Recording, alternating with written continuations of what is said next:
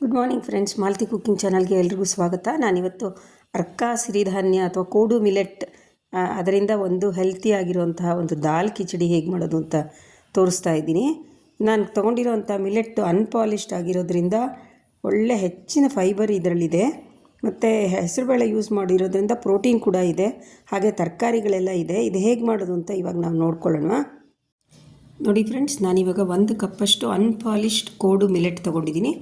ಇದನ್ನು ಒಂದು 4-5 ಸತಿ ಚೆನ್ನಾಗಿ ಒಂದು ಪಾತ್ರೆನಲ್ಲಿ ಹಾಕ್ಕೊಂಡು ತೊಳ್ಕೊಳ್ಳೋಣ. ಹಾಗೆ ಇದು ಒಂದು 8 ಅವರ್ಸು ನೆನಿಬೇಕಾಗುತ್ತೆ ಫ್ರೆಂಡ್ಸ್. ಮತ್ತು ಈ ನೀರು ಏನು ಯೂಸ್ ಹಾಕ್ಕೊಂಡಿದ್ದೀನಿ ಆ ನೀರನ್ನು ನಾವು ಚೆಲ್ಲಬಾರ್ದು, ಆ ನೀರಿನ ಸಮೇತನೇ ಬೇಯಿಸ್ಕೋಬೇಕಾಗುತ್ತೆ. ನಾನು ತರಕಾರಿಗಳಲ್ಲಿ ಸ್ವಲ್ಪ ಕ್ಯಾರೆಟು, ಹುರುಳಿಕಾಯಿ, ಬೀನ್ಸು, 1 ಪೊಟ್ಯಾಟೊ, ಹಾಗೆ ಸ್ವಲ್ಪ ಬಟಾಣಿ ತೊಗೊಂಡಿದ್ದೀನಿ. ಮತ್ತು ಒಂದು 2 ಮೀಡಿಯಮ್ ಸೈಜ್ಗಿಂತ ಸ್ವಲ್ಪ ದೊಡ್ಡದಾಗಿರುವಂಥ 2 ಟೊಮೆಟೊನ ಹೆಚ್ಚಿಟ್ಕೊಂಡಿದ್ದೀನಿ. ಇವಾಗ ನಾವು ಒಂದು ಕುಕ್ಕರ್ ಪಾತ್ರೆ ಸ್ಟೀಲಿಂದು ತೊಗೊಂಡಿದ್ದೀನಿ, ಸ್ಟೀಲ್ ಪಾತ್ರೆ ಯೂಸ್ ಮಾಡ್ತಾಯಿದ್ದೀನಿ. ಹಾಗೆ ಕುಕ್ಕರ್ ಪಾತ್ರೆ ತೊಗೊಂಡಿದ್ದೀನಿ, ಆದರೆ ನಾನು ಕುಕ್ಕರ್ನಲ್ಲಿ ಬೇಯಿಸ್ಕೊಳ್ತಾ ಇಲ್ಲ. ನಮಗೆ ಟೋಟಲಾಗಿ ಒಳ್ಳೆ ಎಲ್ಲ ಪೋಷಕಾಂಶಗಳ ಬೆನಿಫಿಟ್ ಸಿಗಬೇಕು ಅಂತಂದರೆ ಕುಕ್ಕರ್ ಯೂಸ್ ಮಾಡೋದು ಬೇಡ. ಹಾಗೆ ಒಂದು ಸೇಮ್ ಅಳತೆಯಷ್ಟು ನಾನು ಹೆಸರುಬೇಳೆನೂ ಒಂದು 3-4 ಸತಿ ತೊಳ್ಕೊಂಡು ಹಾಕ್ಕೊಳ್ತಾ ಇದ್ದೀನಿ ಇವಾಗ ಇದಕ್ಕೆ ಕುಕ್ಕರ್ ಪಾತ್ರೆಗೆ. ಮತ್ತು ಇನ್ನು ಆ ನೀರಿನ ಜೊತೆಗೆ ಇನ್ನೂ ಸ್ವಲ್ಪ ನೀರು ಕೂಡ ನಾವು ಇವಾಗ ಹಾಕ್ಕೊಳ್ಳೋಣ. ಹಾಕ್ಕೊಂಡ್ಬಿಟ್ಟು ಇವಾಗ ನಾವು ಇದನ್ನು ಒಂದು 20-25 ನಿಮಿಷದಷ್ಟು ನಾವು ಬೇಯಿಸ್ಕೊಳ್ಬೇಕಾಗುತ್ತೆ ಫ್ರೆಂಡ್ಸ್. ಇವಾಗ ನಾನೊಂದು ಸ್ವಲ್ಪ ಕಡಲೆಕಾಯಿ ಬೀಜನ ಕೂಡ ನೆನೆ ಹಾಕ್ಕೊಂಡಿಟ್ಕೊಂಡಿದ್ದೆ. ಇದರಲ್ಲೂ ಪ್ರೋಟೀನ್ ಅಂಶ ಚೆನ್ನಾಗಿರುತ್ತೆ, ಹಾಗಾಗಿ ಆ ಕಡಲೆಕಾಯಿ ಬೀಜನ್ನು ಸೇರಿಸ್ಕೊಂಡು ಇವಾಗ ನಾನು ಬೇಯಿಸ್ಕೊಳ್ತಾ ಇದ್ದೀನಿ. ಒಂದು ಚಿಕ್ಕ ಕುಕ್ಕರ್ಗೆ ನಾನು ಫಸ್ಟು ಬೀನ್ಸು, ಕ್ಯಾರೆಟ್ ಮತ್ತು ಬಟಾಣಿ ಈ 3 ಹಾಕ್ಕೊಂಡು ಸ್ವಲ್ಪ ನೀರು ಹಾಕಿ ಒಂದು ಸ್ವಲ್ಪ ಉಪ್ಪು ಹಾಕ್ತಾಯಿದ್ದೀನಿ. ಉಪ್ಪು ಹಾಕಿ ಒಂದು ಸ್ವಲ್ಪ ಕೊನೆಯಲ್ಲಿ ಇವಾಗ ನೋಡಿ ಕುದೀತಾ ಇರೋ ಟೈಮ್ನಲ್ಲಿ ಹಾಲು ಮಿಕ್ಸ್ ಮಾಡ್ಕೊಳ್ತೀನಿ. ಮಾಡಿ ಇದನ್ನು 1-2 ಸತಿ ಕೂಗಿಸ್ಕೊಂಡ್ರೆ ಸಾಕು ಜೋರು ಊರಿನಲ್ಲಿ. ಅದು ಒಂದು ಕಡೆ ಆಗ್ತಾಯಿದೆ. ಇವಾಗ ನೋಡಿ ಒಂದು 20-25 ನಿಮಿಷ ಆಯಿತು. ಈ ಮಿಲ್ಲೆಟ್ಟು ಮತ್ತು ಬೇಳೆ ಎಲ್ಲನೂ ಚೆನ್ನಾಗಿ ಬೆಂದಿದೆ. ನೆಕ್ಸ್ಟ್ ಸ್ಟೆಪ್ಪಲ್ಲಿ ನಾನೊಂದು ಸ್ಟೀಲ್ ಕಡಾಯಿ ಇಟ್ಕೊಂಡಿದ್ದೀನಿ, ಅದಕ್ಕೊಂದು 2 ಸ್ಪೂನಷ್ಟು ತುಪ್ಪ ಹಾಕ್ಕೊಳ್ತಾ ಇದ್ದೀನಿ. ಹಾಗೆ ಗಾಣದ ಎಣ್ಣೆ ಅಂತ ಹೇಳ್ತಾರಲ್ಲ, ಅದು ಗಾಣದ ಎಣ್ಣೆ, ಕಡಲೆಕಾಯಿ ಎಣ್ಣೆ ತೊಗೊಂಡು ಅದು ಕೂಡ ಒಂದು ಸ್ವಲ್ಪ ಹಾಕ್ಕೊಳ್ತಾ ಇದ್ದೀನಿ. ಇದಕ್ಕೆ ಒಂದು 2 ಪಲಾವ್ ಎಲೆ, 1/4 ಸ್ಪೂನಷ್ಟು ಮೆಂತ್ಯ, ಅರ್ಧ ಸ್ಪೂನಷ್ಟು ಕ್ರಶ್ಡ್ ಪೆಪ್ಪರು, 1 ಸ್ಪೂನ್ ಜೀರಿಗೆ, 1 ಇಂಚಷ್ಟು ಚಕ್ಕೆ, ಒಂದು 4-5 ಲವಂಗ, 1 ಏಲಕ್ಕಿ, ಇದಿಷ್ಟನ್ನು ನಾವೀಗ ಕಾದಿರುವಂಥ ಎಣ್ಣೆಗೆ ಹಾಕ್ಕೊಳ್ಳೋಣ. ಹಾಕ್ಕೊಂಡು 1 ನಿಮಿಷ ಅದನ್ನು ಫ್ರೈ ಮಾಡಿ ಇದಕ್ಕೆ ಸ್ವಲ್ಪ ಹಿಂಗೆ ಹಾಕ್ಕೊಳ್ಳೋಣ. ನೆಕ್ಸ್ಟು ನಾವು ಇವಾಗ ಒಂದು 4-5 ಸೀಳ್ಕೊಂಡಿರೋವಂತಹ ಮೆಣಸಿನಕಾಯಿ, ಹಾಗೆ 1 ಸ್ಪೂನಷ್ಟು ಶುಂಠಿ, ತುರಿದಿಟ್ಕೊಂಡಿರೋವಂಥ ಶುಂಠಿ ಹಾಕ್ಕೊಂಡು ಅದನ್ನು ಕೂಡ ಎಣ್ಣೆಯಲ್ಲಿ ಫ್ರೈ ಮಾಡ್ಕೊಳ್ತಾ ಇದ್ದೀನಿ. ಇವಾಗ ಒಂದು 3/4 ಸ್ಪೂನ್ನಷ್ಟು ಚಿಲ್ಲಿ ಪೌಡರು, 3/4 ಸ್ಪೂನಷ್ಟು ಧನಿಯಾ ಪೌಡರು, ಅರ್ಧ ಸ್ಪೂನಷ್ಟು ಗರಂ ಮಸಾಲ, ಒಂದು ಸ್ವಲ್ಪ ಆಮ್ಚೂರು ಪೌಡರ್, ಇದಿಷ್ಟನ್ನು ನಾನಿವಾಗ ಹಾಕ್ಕೊಳ್ತಾ ಇದ್ದೀನಿ. ಹಾಕ್ಕೊಂಡ್ಬಿಟ್ಟು ಇದನ್ನು ಕೂಡ ಹಸಿ ವಾಸನೆ ಹೋಗೋ ತನಕ ಎಣ್ಣೆಯಲ್ಲಿ ನಾವು ಹುರ್ಕೊಳ್ಳೋಣ. ಹುರ್ಕೊಂಡಾದಮೇಲೆ ನಾನೊಂದು 2 ಟೊಮೆಟೊನ ಹೆಚ್ಚಿಟ್ಕೊಂಡಿದ್ದನ ಆ 2 ಟೊಮೆಟೊ ಕೂಡ ಇವಾಗ ನಾನು ಹಾಕ್ಕೊಳ್ತಾ ಇದ್ದೀನಿ. ಹಾಕ್ಕೊಂಡ್ಬಿಟ್ಟು ಇದು ಸ್ವಲ್ಪ ಉಪ್ಪು, ಅದಕ್ಕೆ ಬೇಕಾಗಿರೋಷ್ಟು ಸ್ವಲ್ಪ ಉಪ್ಪು, ಹಾಗೆ ಒಂದು ಸ್ವಲ್ಪ ಅರಿಶಿನ ಹಾಕ್ಕೊಳ್ತಾ ಇದ್ದೀನಿ. ಉಪ್ಪು ಹಾಕೋದ್ರಿಂದ ಏನಾಗುತ್ತೆ, ಟೊಮೆಟೊ ಬೇಗ ಸಾಫ್ಟಾಗಿ ಬೇಯುತ್ತೆ. ಇದು ಸಾಫ್ಟಾಗಿ ಬೇಯೋ ತನಕ ನಾವು ಒಂದು ಸ್ವಲ್ಪ ಇದನ್ನು ಮುಚ್ಚಿಬಿಟ್ಟು ಎಣ್ಣೆಯಲ್ಲಿ ಹುರ್ಕೋಬೇಕಾಗತ್ತೆ ಫ್ರೆಂಡ್ಸ್.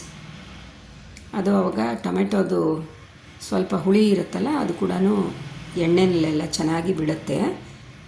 ಇವಾಗ ನೋಡಿ ಇದು ಸಾಫ್ಟಾಗಾಗಿದೆ, ಇವಾಗ ಹುರ್ಕೊಳ್ಳೋದ್ರಿಂದ ಸಾಫ್ಟಾಗಾಗಿದೆ. ಇವಾಗ ನಾವು ಕ್ಯಾಪ್ಸಿಕಮ್ ಹೆಚ್ಚಿಟ್ಕೊಂಡಿದ್ವಲ್ಲ, 1 ಕ್ಯಾಪ್ಸಿಕಮ್ನ ನಾನು ಇವಾಗ ಹಾಕ್ಕೊಂಡು ಇದೇ ಮಸಾಲೆ ಮತ್ತು ಎಣ್ಣೆಯಲ್ಲಿ ಹುರ್ಕೊಳ್ತಾ ಇದ್ದೀನಿ. ಕುಕ್ಕರಲ್ಲಿ ಬೇಯಿಸ್ಕೊಳ್ಳೋದ್ರಿಂದ ಮೆತ್ತಗಾಗ್ಬಿಡುತ್ತೆ. ಸೊ ಎಣ್ಣೆನಲ್ಲಿ ಹುರ್ಕೊಂಡು ಮುಚ್ಚಿಬಿಟ್ಟು ಒಂದು ಸ್ವಲ್ಪ ಹೊತ್ತು ಇದನ್ನು ನಾನು ಬೇಯಿಸ್ಕೊಳ್ತಾ ಇದ್ದೀನಿ. ನೋಡಿ ಇವಾಗ ಇದು ಕೂಡ ಬೆಂದಾಗಿದೆ.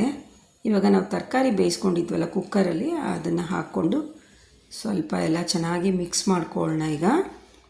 ಮತ್ತು ನಾವು 8 ಗಂಟೆ ಕಾಲ ನೆನೆಸಿ ಅದನ್ನು ಹೆಸರುಬೇಳೆ ಜೊತೆ ಬೇಯಿಸ್ಕೊಂಡಿರೋವಂಥ ಅರ್ಕ ಸಿರಿಧಾನ್ಯ ಏನಿದೆ ಬೇಯಿಸ್ಕೊಂಡಿರೋದು, ಅದನ್ನು ಇವಾಗ ಸೇರಿಸ್ಕೊಳ್ತಾ ಇದ್ದೀನಿ ತರಕಾರಿ ಮಸಾಲೆ ಜೊತೆಗೆ. ಚೆನ್ನಾಗಿ ಇವಾಗ ನಾವು ಇದನ್ನು ಮಿಕ್ಸ್ ಮಾಡ್ಕೊಳ್ಳೋಣ. ಹಾಗೆ ಇದಕ್ಕೆ ಆಲ್ರೆಡಿ ತರಕಾರಿಗೆ ಒಂದು ಸ್ವಲ್ಪ ಉಪ್ಪು ಹಾಕಿದ್ದೀನಿ, ಮತ್ತು ಅರ್ಕ ಬೇಯಿಸ್ಕೊಳ್ಬೇಕಾದ್ರೂ ಸ್ವಲ್ಪ ಉಪ್ಪು ಹಾಕಿದ್ದೀನಿ. ರುಚಿ ನೋಡಿಬಿಟ್ಟು ಇನ್ನೊಂದು ಸ್ವಲ್ಪ ಇದಕ್ಕೆ ನಾವು ರುಚಿಗೆ ತಕ್ಕಷ್ಟು ಉಪ್ಪು ಹಾಕ್ಕೊಂಡು ಇದನ್ನು ಚೆನ್ನಾಗಿ ಒಂದು ಸತಿ ಮಿಕ್ಸ್ ಮಾಡ್ಕೊಳ್ಳೋಣ. ಮಿಕ್ಸ್ ಮಾಡ್ಕೊಂಡಾದಮೇಲೆ ಇದು ಮಸಾಲೆನಲ್ಲಿ ಚೆನ್ನಾಗಿ ಬೇಯಬೇಕು. ಅದಕ್ಕಿಂತ ಮುಂಚೆ ಇನ್ನೊಂದು ಸ್ವಲ್ಪ ನೀರು ಹಾಕ್ಕೊಂಡೆ ನಾನೀಗ, ಯಾಕೆಂದರೆ ಇದು ಸ್ವಲ್ಪ ತಾದ್ಮೇಲೆ ಗಟ್ಟಿ ಬಂದುಬಿಡುತ್ತೆ. ಹಾಗಾಗಿ ಇನ್ನೊಂದು ಸ್ವಲ್ಪ ನೀರು ಕೂಡ ಹಾಕ್ಕೊಂಡಿದ್ದೀನಿ ನಾನೀಗ. ಇವಾಗ ಚೆನ್ನಾಗಿ ಇದನ್ನು ಮಸಾಲೆನಲ್ಲಿ ಚೆನ್ನಾಗಿ ಕುದೀಲಿ. ನೋಡಿ ಇವಾಗ ಕುದೀತಾ ಇದೆ ಚೆನ್ನಾಗಿ.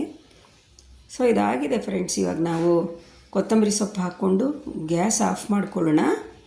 ನೋಡಿ ಇವಾಗ ರುಚಿಯಾಗಿರೋವಂಥ ಹೆಲ್ತಿ ಮತ್ತು ಟೇಸ್ಟಿ ಆಗಿರೋವಂಥ ಅರ್ಕ ಸಿರಿಧಾನ್ಯದಿಂದ ಮಾಡಿರೋವಂಥ ಕಿಚಡಿ, ದಾಲ್ ಕಿಚಡಿ ರೆಡಿ ಇದೆ. ಇದಕ್ಕೆ ಫೈನಲ್ಲಾಗಿ ನಾನೊಂದು ಸಾಸಿವೆ, ಇಂಗು, ಕರಿಬೇವು, ಮೆಣಸಿನ್ಕಾಯಿಂದ ಒಂದು ಒಗ್ಗರಣೆ ಕೂಡ ಹಾಕ್ಕೊಳ್ತಾ ಇದ್ದೀನಿ. ಇವಾಗ ಹಾಕ್ಕೊಂಡ್ಬಿಟ್ಟು ಒಂದು ಸತಿ ಇದನ್ನು ಚೆನ್ನಾಗಿ ಮಿಕ್ಸ್ ಮಾಡ್ಕೊಂಬಿಡೋಣ.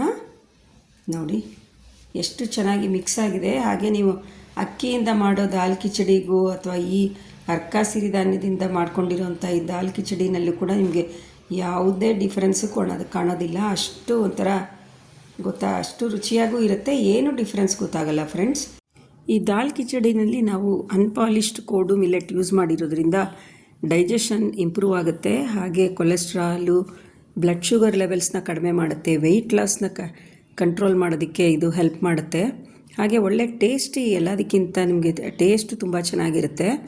ಮತ್ತು ಎಲ್ಲ ಥರದ ಬೆನಿಫಿಟ್ಸು, ಹೆಲ್ತ್ ಬೆನಿಫಿಟ್ಸ್ ಕೂಡ ಇದೆ. ಇದನ್ನು ನೀವು ಬ್ರೇಕ್ಫಾಸ್ಟಿಗೆ ಮಾಡ್ಕೊಳ್ಬೋದು ಅಥವಾ ಒಂದು ಒಳ್ಳೆ ಲಂಚ್ ಕೂಡ ನೀವು ಇದನ್ನು ಮಾಡಿಕೊಂಡು ತಿನ್ಬೋದು. ನೀವು ಮಾಡ್ಕೊಂಡು ತಿನ್ನಿ. ನಿಮ್ಗೆ ಇಷ್ಟ ಆದರೆ ಲೈಕ್ ಮಾಡಿ, ಶೇರ್ ಮಾಡಿ, ಕಮೆಂಟ್ ಮಾಡಿ, ಸಬ್ಸ್ಕ್ರೈಬ್ ಮಾಡಿ ಫ್ರೆಂಡ್ಸ್.